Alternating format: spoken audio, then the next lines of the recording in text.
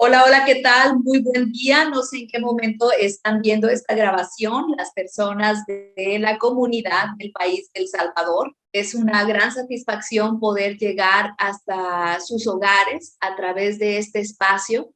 Y para este encuentro, para esta conferencia, nos dimos cita también un grupo de colegas que quisieron ser parte de esta conversación, de esta conferencia desde México, desde diferentes partes de México, aquí colegas que les mandamos un saludo y un abrazo a la comunidad El Salvador. Y pues vamos a iniciar nuestra conferencia del día de hoy. No quiero iniciar sin antes agradecer a la Universidad Tecnológica de El Salvador por abrir este espacio, especialmente a la Facultad de Ciencias Sociales y a la Escuela de Psicología, a cargo del director Edgardo René Chacón Andrade, que muy amablemente se ha estado comunicando con su servidora y me ha hecho saber de esto que están viviendo como país, que está llegando un temporal y que esta es la causa de que nos encontremos en esta grabación. Y por supuesto que no detenga estas actividades de los temporales que pueden llegar de manera espontánea, este cuarto Congreso Internacional de Psicología en torno a las nuevas perspectivas de psicología clínica post pandemia, lo cual me parece como muy interesante, post pandemia. Entonces, pues bienvenidas a las personas que desde su casa, desde la comunidad, desde la comodidad y tranquilidad de su hogar, pueden estarnos recibiendo a través de esta grabación. El tema que nos ocupa, o que en este caso yo voy a estar compartiendo, es el de salud mental y la vida cotidiana. Fíjense qué interesante, la salud mental y la vida cotidiana. Cuando pensamos en salud mental podemos traer a muchas imágenes a la mente, ¿no? Acerca de posiblemente abrazos, posiblemente también trastornos, no sé, cantidad de cosas que pueden llegar respecto a lo que comprendemos como salud mental. Pero también sería bien interesante que revisáramos la vida cotidiana.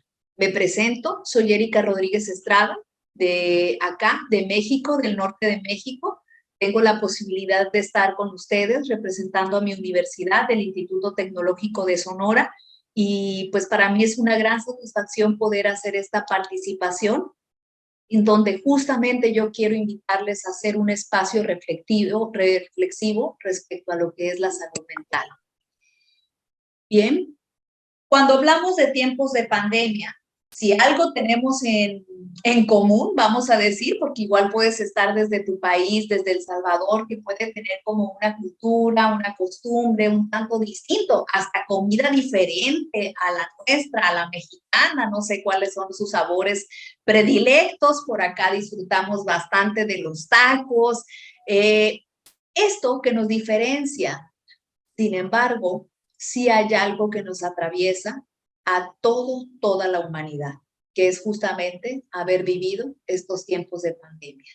Y aquellas personas que realizamos o que acompañamos desde las prácticas de salud mental o desde las prácticas del ejercicio de la psicología, también, independientemente de nuestro traje como profesionistas, también estuvimos expuestos a los riesgos propios de la pandemia. También estuvimos inmersos y a la par estuvimos acompañando a personas, también siendo parte de estos riesgos. Sin embargo, para el día de hoy, a 2 años de distancia de esta experiencia, ¿qué situaciones crees que se han atravesado? Que tal vez se han puesto al servicio, tanto desde tu propia persona, qué ajustes se hicieron, bien, desde tu práctica terapéutica o desde tu práctica de observación al acompañamiento de personas, qué ajustes has hecho, has integrado para seguir acompañando a las personas en la salud mental. Porque esto a mí me parece bien importante. Si seguimos empleando las mismas formas de acompañamiento, entonces, ¿dónde dejamos? O las mismas formas de observación, entonces, ¿dónde dejamos estos 2 años que nos atravesaron y que nos hicieron hacer ajustes en nuestra vida cotidiana? porque perdimos justamente una brújula de cómo convivir, de cómo entrar en contacto, de cómo vivirnos, incluso de cómo ir al súper, incluso lo más básico, cómo transitar en nuestro propio espacio de casa. Entonces, ¿qué ajustes también hemos visto impactados desde nuestras prácticas de acompañamiento terapéutico? ¿Qué se ha visto impactado? ¿Qué cambios estás viendo que son como estos aprendizajes que se integra para obtener la riqueza, bien, de la vivencia que atravesamos? Porque si bien, fíjense qué interesante, me tocó personas que dicen, es que la pandemia fue la que nos hizo un caos. No, la pandemia posiblemente dejó entrever cómo ya estábamos viviendo una vida cotidiana antes de la pandemia. Durante el encierro, en sí estábamos ante una amenaza, pero también dejó ver qué tan cercanos estamos con nuestra humanización, con mirarnos como humanos, con mirarnos como personas. Y entonces en ese encierro que cada uno de nosotros debió habitar, bien, viene consigo todos estos saberes previos y toda esta experiencia previa para este momento. Durante la pandemia, en la parte más álgida, también dejó entrever nuestras capacidades de adaptación y de ajuste. Y aquí también aquellos que hacemos psicoterapia estuvimos trastocados. ¿Qué descubres de ti? ¿Qué viste en ti? ¿Qué has visto en ti? En estas formas de transitar por esta experiencia. Porque cuando pensamos en salud mental, podemos tener muchos discursos, muchísimos. Hay cantidad de discursos de salud mental.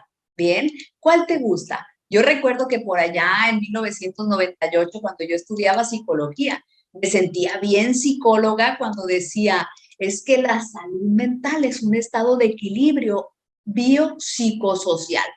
Ya tengo la respuesta para la salud mental. Sin embargo, en esto, en lo que estuvimos expuestas todas las personas, bien, y en este posencierro, ¿desde qué sitio miramos la salud mental? ¿Qué respuesta le damos a la humanidad para hablar de salud mental? Por ejemplo, en febrero del 2022 se añaden nuevas posibilidades de incapacidad en el CIE 11, como son justamente el burnout, como una de las causas de incapacidad. Apenas hace poco, la depresión era una de las causas, se añadió como causa de incapacidad laboral. Y entonces se han ido añadiendo más, pero ¿qué respuestas, qué explicaciones les damos a las personas que se ven justamente incapacitados por circunstancias donde se compromete la salud mental? ¿Qué más se ha ido añadiendo a partir de la pandemia? Bien, antes se suponía que la depresión infantil no era siquiera, era como un mito, era algo muy lejano. Y justo desde el 2020 para acá, ese ya no es un mito. Ya hay una estadística de suicidio infantil y también de depresión infantil. Entonces podemos ponerles nombres, pero ¿qué respuestas damos para que justamente se viva desde una salud mental? Desde una salud mental. Porque aquí tal vez lo que vivíamos antes tenía como aquello que potenciaba no vivir en salud mental. Durante, o en este caso, ya ahora que estamos aparentemente recurriendo a una normalidad post-pandemia, ¿qué le damos a la comunidad para hablar acerca de salud mental? ¿Qué decimos? ¿Bien? ¿Qué le decimos? ¿Cómo recuperamos la experiencia? ¿Cómo recuperamos estas experiencias para poder ofrecer respuestas aquello que es la salud mental?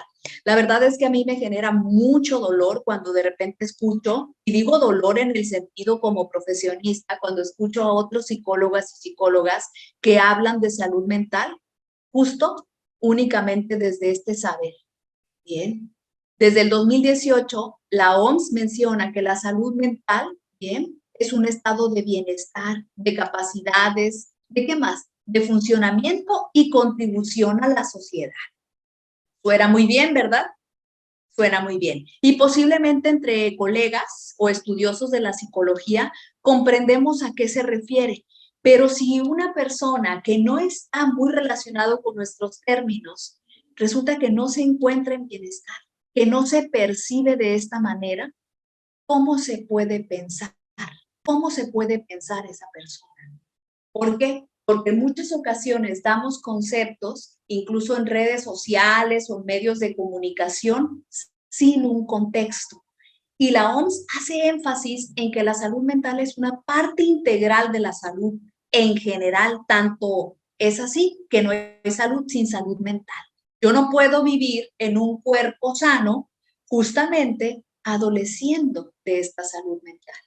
Pero haciendo énfasis, ¿qué más nos dice la OMS? La OMS nos habla justamente de esto y hace énfasis en esto que se los pongo así como en letras más grandes. Salud no es solo la ausencia de la enfermedad, sino un estado de completo bienestar bio, psico, social, histórico y añade más o menos en el 2018, también espiritual de la persona. Bien, entendiéndose espiritual como justamente esa relación consigo mismo o incluso con un ser superior, si así es la experiencia con la que la persona se conecta consigo mismo. Y ojo, yo aquí hago hincapié, si una persona que no está enrolada en estos términos lee completo bienestar, ¿qué comprende? ¿Qué imaginario trae acerca de completo bienestar? Porque esto puede ser un discurso muy tramposo, incluso hasta para nosotras, las personas que estamos muy relacionados con lo que es la salud mental. En la vida cotidiana que vivimos, realmente, este completo bienestar, ¿cómo se entendería? Yo te invito a que lo reflexiones. Y ojo, nuestra vida cotidiana, ¿bien? Realmente nos puede llevar a ese completo bienestar que se ha estado difundiendo de un tiempo para acá, de discursos positivistas, de discursos como muy optimistas, como si no hubiera espacio para nada que no fuera el bienestar. O sea, como si no hay espacio para nada que me cause incomodidad. Ojo, ya no digo incomodidad, que me cause angustia, que me cause dolor. No, no, entonces quiere decir que si yo no estoy en completo bienestar, significa que yo tengo un problema de salud mental. Significa que yo tengo depresión, que tengo ansiedad, que tengo algo. Y entonces eso es lo peligroso de estos discursos donde yo también en ocasiones puedo caer como especialista. Completo bienestar, que se lea completamente literal, es bien peligroso. Y yo te pregunto, en esta vida cotidiana, persona que me estás escuchando, ¿cómo se vive el completo bienestar? ¿Cómo sería estar en completo bienestar? Piénsate a qué hora te levantas y todas las actividades del día. ¿En qué momento dices, ya me voy a dormir porque llegué a un completo bienestar? Momento de dormir con un completo bienestar. ¿Okay? Y, ojo, ¿cómo sería vivir en un completo bienestar con estos ritmos cotidianos donde posiblemente completo bienestar lo relacionamos con imaginarios, incluso con una suposición binaria de esto es lo normal y esto es lo anormal, como también partimos desde ahí, desde la psicología estructuralista, desde la patología. Mira, si no hay bienestar, entonces significa que hay enfermedad. Y entonces, ¿qué es lo que estamos invisibilizando cuando partimos de una suposición de la normalidad del bienestar? ¿Qué invisibilizamos? Resulta que para poder pensarnos en esa suposición, bien, de la normalidad sana, de ese bienestar utópico que en ocasiones les vendemos a las personas en discursos como si hubiese, ¿qué les gusta? Emociones negativas, emociones positivas, como si tener un día de agobio, algún problema. Incluso no sé si les ha tocado personas que ya como de uso corriente utilizan no, es que estuve depre todo el fin de semana. Espérate, ¿sabes a qué te estás refiriendo cuando utilizamos eso? ¿Y por qué fue? Porque tal vez tenías una suposición de lo que, cómo tendría que ser tu fin de semana y como no fue así, entonces hasta lo puedo pensar como si yo tuviera un problema.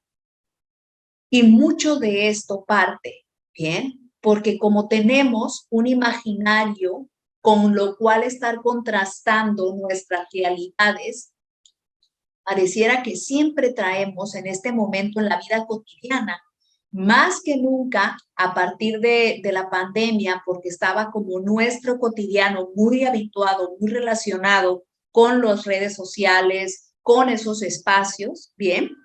Pareciera que ahora más que nunca vivimos en termómetros para estarnos midiendo desde discursos binarios, como si hubiera un mujerómetro al cual yo tuviera que alcanzar, como si hubiera un niñómetro. Ay, este niño tiene problemas, te lo voy a llevar, psicóloga, porque este niño tiene problemas. Híjole, porque fíjese qué curioso, todos los niños nacen perfectos, ¿no? Cuando nacen, ay, no sé si alguno de ustedes ha tenido la posibilidad de la maternidad o de ser tías o ser tíos. Pues cuando lo tienes, lo ves y dices, es el niño perfecto, qué bonito me quedó, qué chulo me quedó. Pero en el momento en que este niño lo empezamos a comparar con este niñómetro, ¿qué crees? Le empezamos a ver que algo no está bien, que tiene un problema, que hay que llevarlo.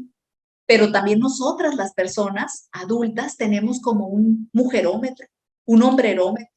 Incluso los conflictos de pareja es porque tú no eres suficiente hombre o yo no ocupo un espacio de suficiente mujer. ¿Qué más? Un exitómetro. Ay, es que si yo no logro todo esto, no soy competente. Un madretrómetro, fíjense bien. O sea, no la culpa de las mamás, ¿bien? Un padrerómetro. Es más, un familiómetro. Hay quienes hasta dicen, no, yo vivo en una familia disfuncional, en una familia desintegrada. Pero todos estos justamente son discursos que parten de una suposición de la normalidad, de una suposición de cómo yo debiera estar, de un contexto social que me dice que así tendría que ser yo. ¿Eh?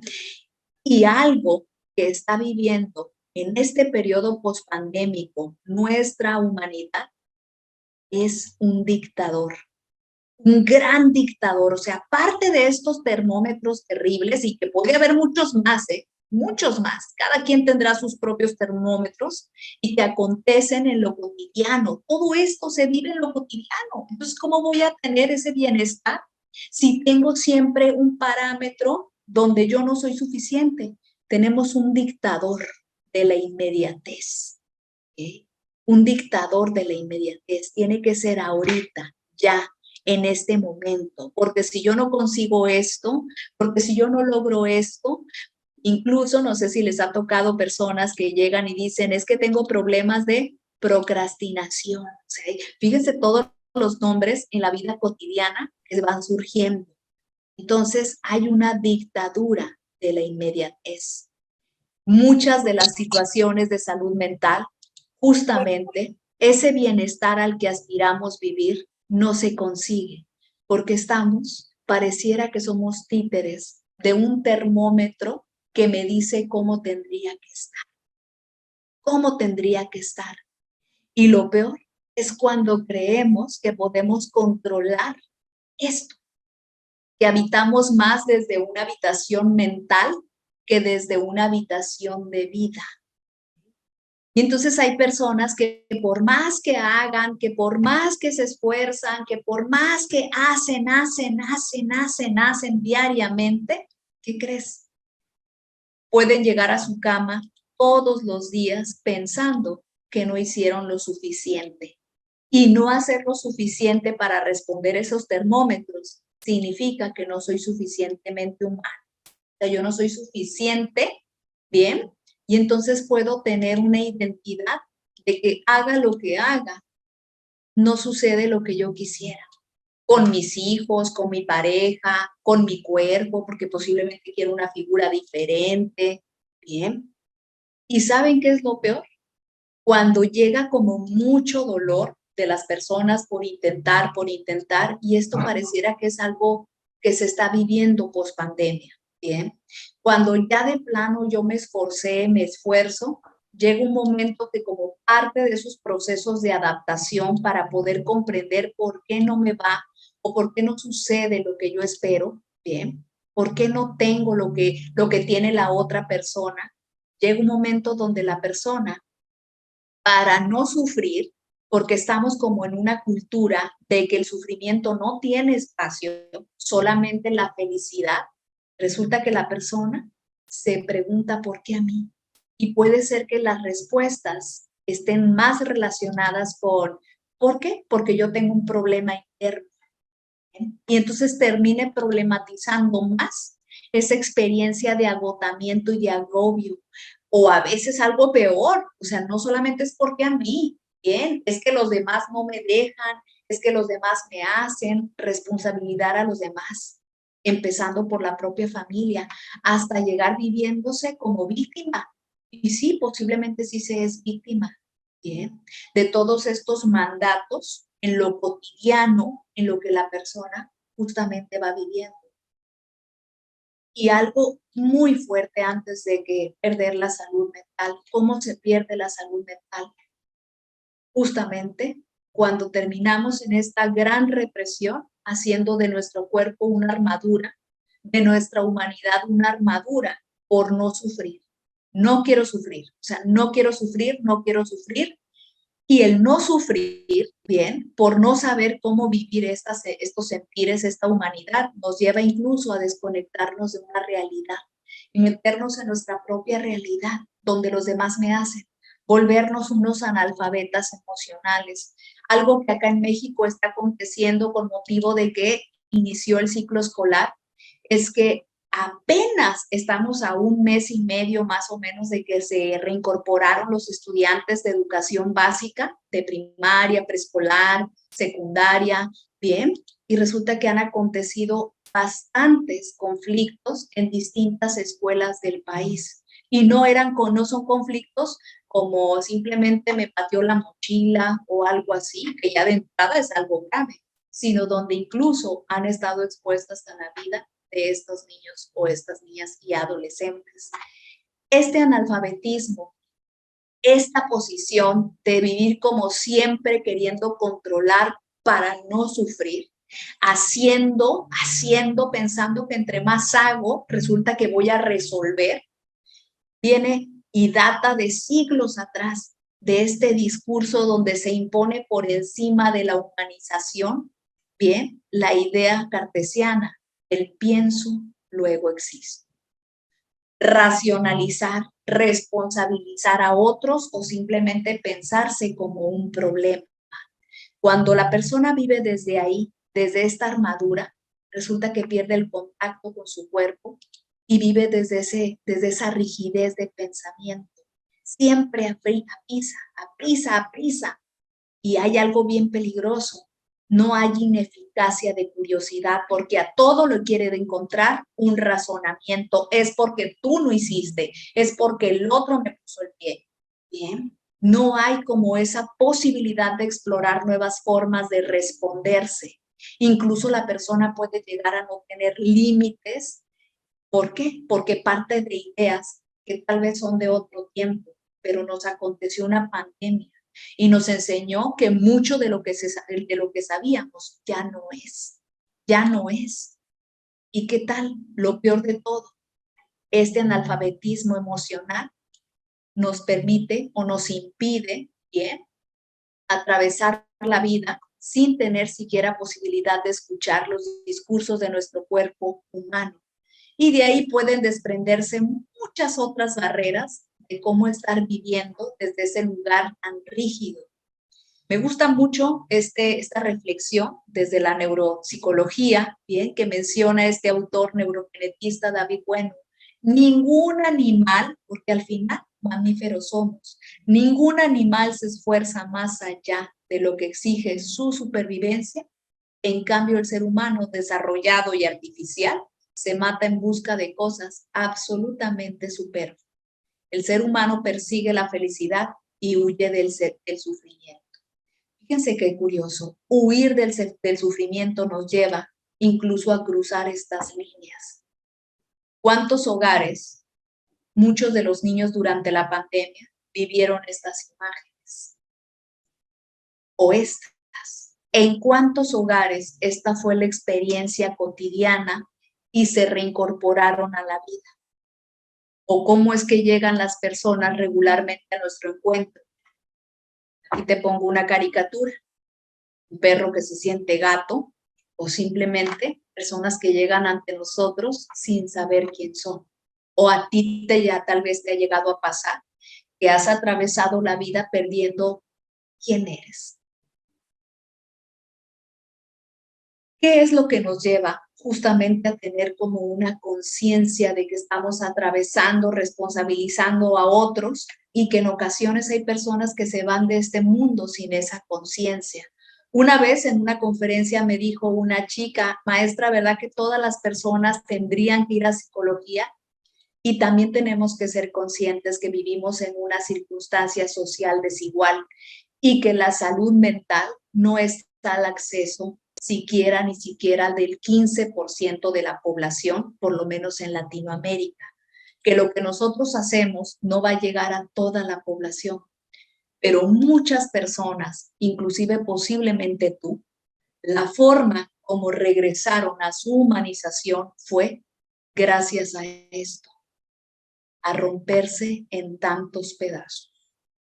Y a lo largo de la vida nos va a llevar a experiencias donde te rompas en muchos pedazos. Porque rompernos en muchos pedazos es la posibilidad de romper una armadura, porque estamos muy socializados en que aquello que no representa la felicidad utópica, que nos dicen que es lo que se tendría que elogiar, lo que se tiene que compartir, nos lleva a la soledad. Dios, y si hay algo que nos lleva a regresar justamente a quienes somos, es atravesar la experiencia de integrar el dilema del sufrimiento humano, que si algo tienen las terapias o mejor dicho, la psicología de tercera generación, las contextuales cognitivo-conductual, que en este caso son las de marcos relacionales, las de aceptación y compromiso, las terapias sistémicas de tercera generación, es que se está poniendo al centro la posibilidad de vivir el sufrimiento, no como no capacidad de bienestar, sino como capacidad de bienestar, también saber atravesar el sufrimiento. ¿Y cómo se vive el sufrimiento desde estas premisas? Como seres gregarios, el sufrimiento, para poder atravesarlo, ya no es en soledad, como tal vez en otros o en estos discursos, bien, positivistas se ha vendido. La única forma de atravesar justamente la experiencia del sufrimiento humano es volver a pertenecer a un sitio, porque las representaciones, bien, las representaciones que esta falsa felicidad se ha vendido de décadas atrás, es que no puedes ir a platicar a otra persona tu tristeza, qué flojera, vas a enfadar o que nadie te ve enojado. Bien. Y entonces ahí vamos perdiendo esta humanidad a la que pertenecemos. Antes de continuar, quisiera leer este pequeño poema de Eduardo Galeano. Bien. Ventana sobre la utopía. Ella está en el horizonte. Me acerco 2 pasos, ella se aleja 2 pasos. Camino 10 pasos y el horizonte se corre 10 pasos más allá. Por mucho que yo camine, nunca la alcanzaré. ¿Para qué sirve la utopía? Para eso sirve, para caminar. Lamentablemente, hay muchos discursos utópicos, como los termómetros que ahorita yo te acabo de poner. Y a veces surgen No sé si les ha tocado cuáles son esos discursos tan utópicos que hace que las personas no compartan su tristeza, su dolor, su sufrimiento. Bien, de ay no, a mí me da mucha flojera, échale ganas, que te cuesta, todo está en ti, cambia tus pensamientos, busca tu fuerza interior. Cuando una fuerza interior es justamente la posibilidad de vivirnos con toda la humanización que se pueda desde nuestro cuerpo. Y si algo tiene nuestro cuerpo, bien, es una gran capacidad de sentires. Lamentablemente hay siglos que nos antecede y distintas disciplinas del saber, bien, del saber, en este caso de la biología, de la psiquiatría, de la neurobiología, de la neuropsicología, que cada vez más ya no anula esto que en muchos siglos se anuló, que son las emociones. Incluso reducirlas como si fueran algo vergonzoso, vulnerable o debilidad. Que nadie vea tu debilidad, que nadie te vea vulnerable. Esto era justamente algo que se negaba, la posibilidad de sentir. Cada vez más estamos regresando las personas que realizamos acompañamiento a no censurar, a no cancelar, sino a esta voz, cambiar el pienso, luego existo, por el siento, luego puedo ser libre. ¿Qué significará? Esto se vive en lo cotidiano. Regresar al contacto de lo más básico, de lo único a lo que perteneces, tu cuerpo. Y escuchar todo lo que venga de él, todo. Eso es regresar justamente a nuestro sitio humano, regresar a nuestro sitio mamífero.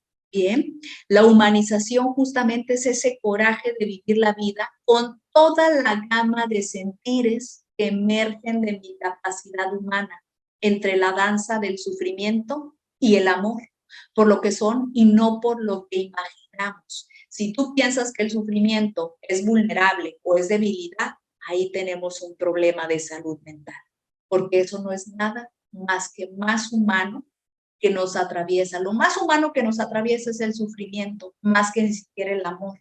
Bien. Y lo mejor de todo esto, que sea compartido, compartido, que yo pueda llegar a tu hombro y tú puedas llegar a mi hombro sin vergüenza. Eso sería salud mental en lo cotidiano.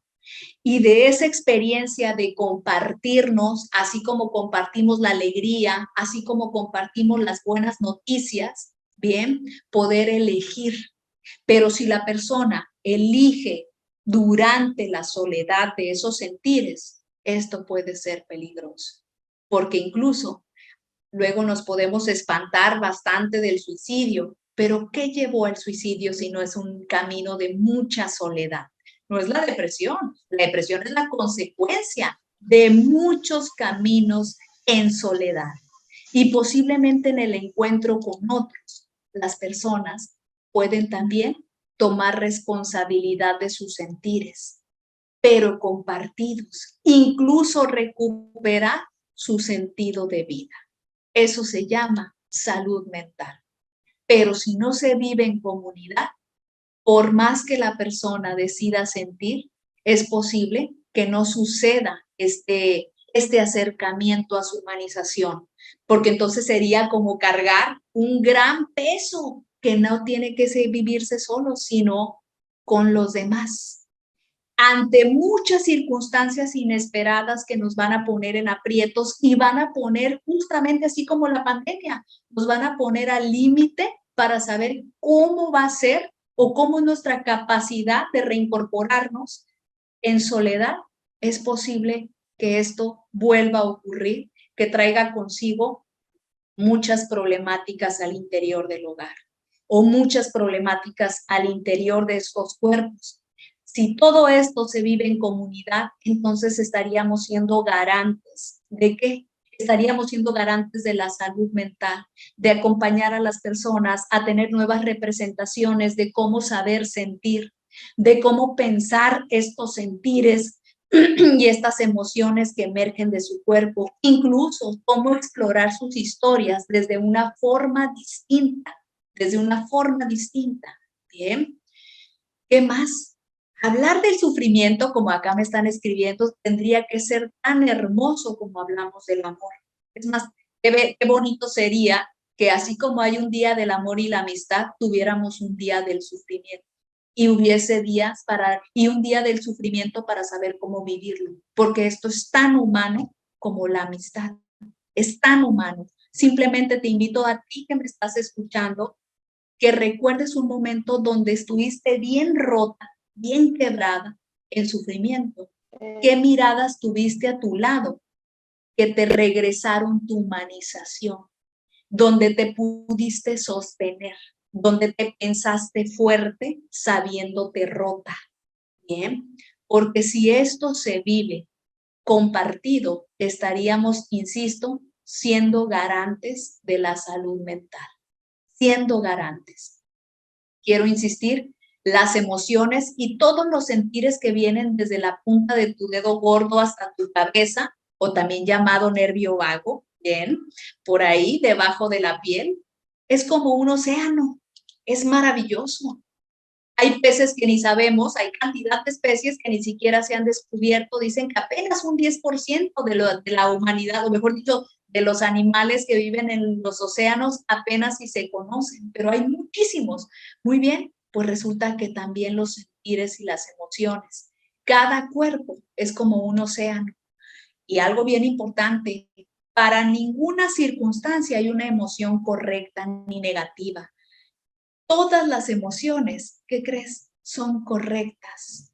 Solo simplemente hay cuerpos que no son escuchados y atendidos, porque tiene muchos discursos tu cuerpo. Incluso llega un momento de un grito desesperado en nuestro cuerpo, porque nuestro cuerpo nos recuerda nuestra humanidad. Nuestra habitación mental posiblemente nos crea esas realidades ficticias, ¿no? Y entonces dan paso, cuando estos cuerpos no son escuchados, dan paso a la enfermedad y en ocasiones a la muerte. Regresar a nuestra humanización es simplemente pensarte que debajo de ti hay cantidad de sistemas para que tú ahorita me estés escuchando, simplemente poniéndose de acuerdo para recibir toda esta información, que va mucho más allá de estos termómetros sociales o de estos mandatos sociales donde perdemos la vida. ¿Queremos salud mental? Toca tu cuerpo. Revisa cada que te gusta, 20 minutos. Hey, ¿cómo estás? ¿Cómo estás? ¿Estás bien? ¿Qué te falta? Porque para que se haga nudo esto de arriba, acuérdate que tienes muchos cables abajo. Hay quienes piensan que salud mental está aquí en la cabeza. No, el enojo lo vives desde la punta del pie hasta la cabeza. La alegría la vives totalmente.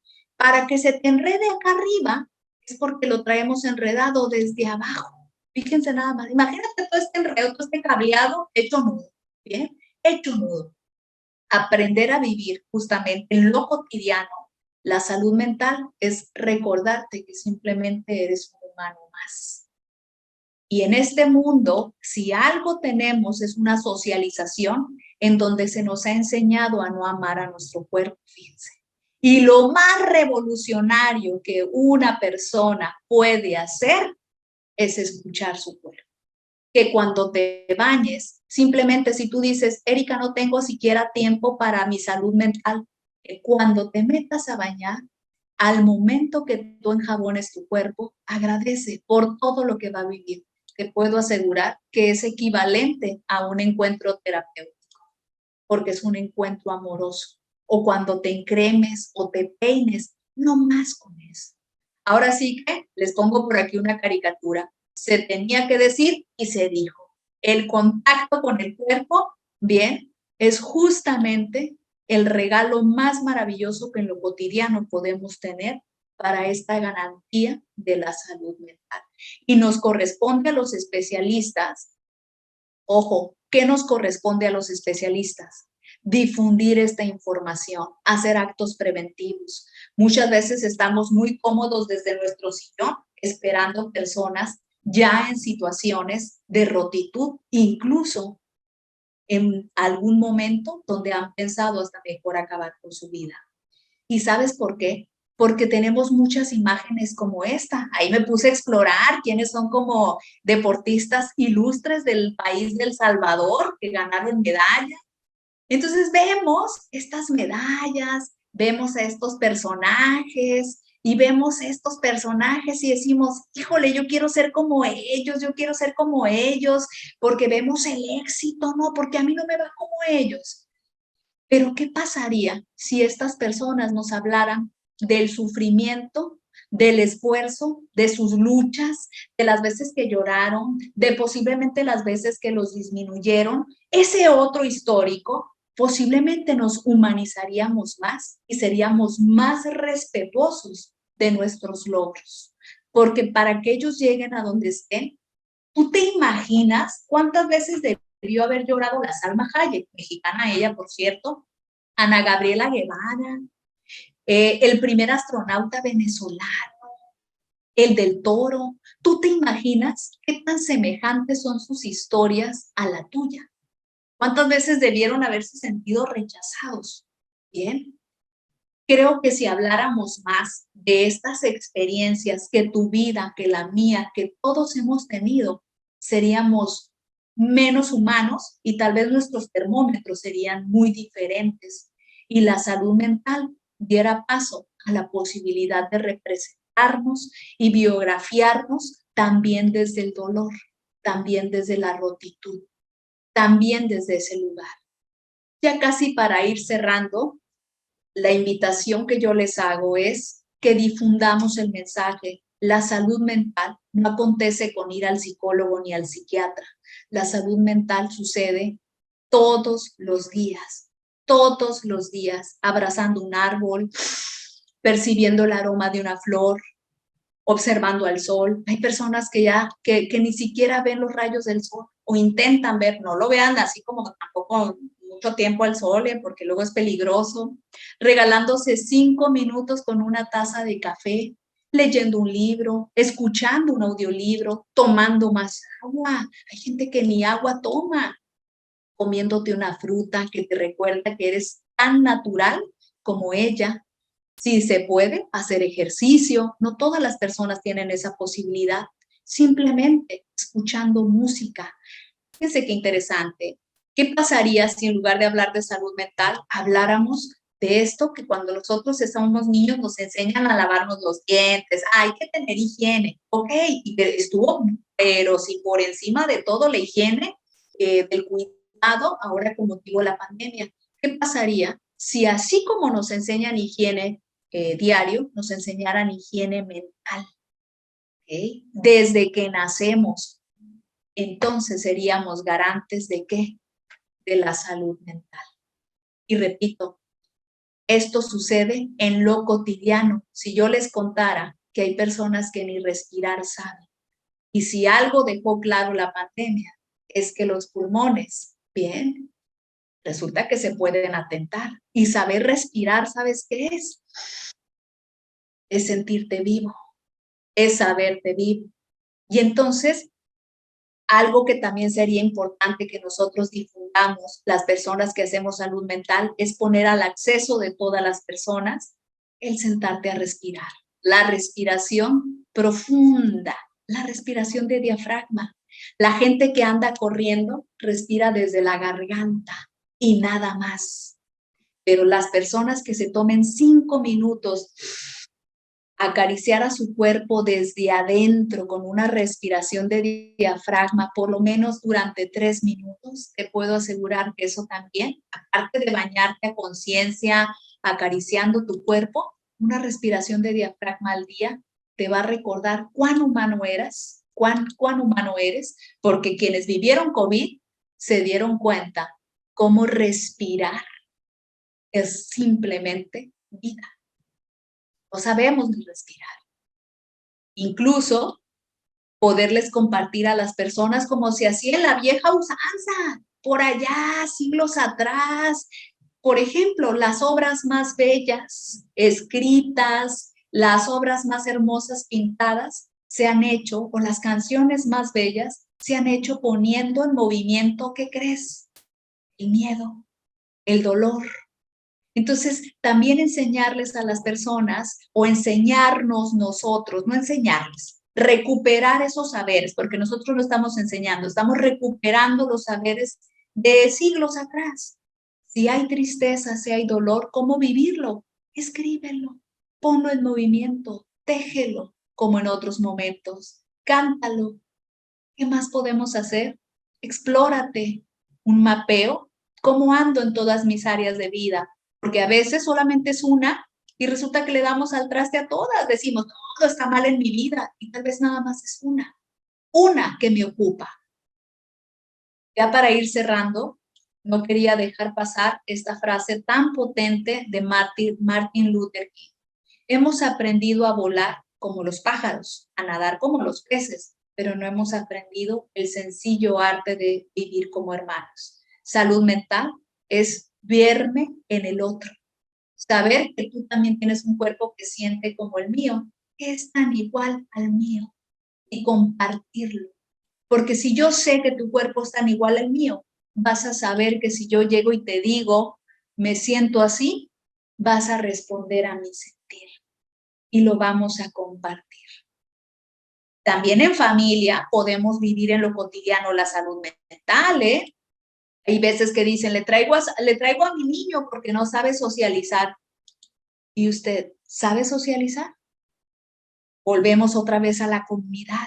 ¿Cómo queremos difundir este mensaje si tal vez no te ha visto siquiera platicar con otras personas? No sabe cómo platicar porque no ha visto a mamá platicando. Incluso poner la posibilidad del diario vivir, así como revisamos sus mochilas, revisar cómo andamos, cómo te has sentido. ¿Estás disfrutando? ¿Es agradable? ¿Te sientes acompañado por tus compañeros? Saberse divertir en familia. Tal vez también eso hace mucho que se ha perdido. Incluso formar pensamiento crítico. Oye, está pasando esto en el mundo. ¿Qué piensas? ¿Cómo lo resolverías, niña de 5 años, niño de 3? Te puede sorprender que ellos pueden dar hasta mejores soluciones que la política internacional da. Y que sea una comunicación de que somos parte de una manada. No que eres prácticamente un instrumento, un adorno dentro de la manada porque solamente hay una voz en la casa. La única manera de saberme parte de una manada es que mi voz, aunque yo sea una niña de 6, de 7, de 8 años, es tan escuchada como la persona más grande de la casa. De esa manera también estaríamos hablando de salud mental en lo cotidiano en familia. Ahora sí, ya para despedirme, irme despidiendo, bien, yo quisiera, si una de las personas que les queremos mandar toda nuestra fuerza, nuestra buena vibra hasta allá, hasta el país del Salvador, que esta experiencia que están viviendo solamente les deje agua y vida, nada más. Entonces, si una de las personas que de aquí desde México se encuentra también en la conferencia, ¿me puede ayudar a leer este pequeño cuento? ¿Quién dice yo? Se me hace que Araceli de Veracruz. Adelante, mi querida Ara. Ah, un saludo a El Salvador y que todo esté bien. Dice así, la leyenda del anillo real. Una leyenda, pensar cuyo origen se pierde en la noche de los tiempos. Cuenta que un rey pidió al viejo sabio de la corte que le grabara un anillo de oro, una frase encerrada a la verdad absoluta del mundo. Una frase tan exacta que pudiera aplicarse a todas las situaciones y a todas las épocas. Una frase que condensara, condensara la vida, una frase universal. El viejo sabio entregó al rey el anillo de oro, en cuyo interior estaba escrito: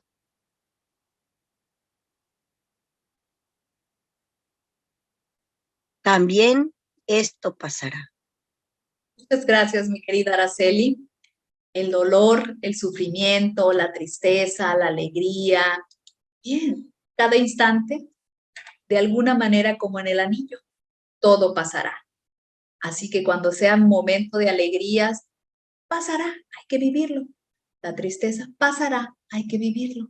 Pero todo, ahora sí que como se dice por acá en México, las penas con pan son buenas y acompañadas mucho mejor, ¿verdad? Muy bien, pues muchísimas gracias por irme acompañando. Aquí les dejo esta flor, que es la reina de la noche, que sabe cómo florecer. Es una flor que se da únicamente en el desierto de Sonora, donde yo me encuentro. Y resulta que, ¿qué crees? Florece cuando le da la gana, pero eso sí, nada más nos da y nos regala su belleza una vez al año. Y pues como esta flor que nos regresa la esperanza en un desierto donde no siempre hay agua, y nos regresa la compasión de su belleza. Muchísimas gracias, queridas personas de El Salvador. Muchísimas gracias, hermanos de por allá. Espero que todo esté pasando. Aquí les dejo una postal de mi pueblo donde yo nací, donde nadé entre vacas y caballos y no sé cuántas cosas más, ¿no? Gracias también a las personas que se dieron cita. Universidad Tecnológica de El Salvador. Construyamos tu mejor versión.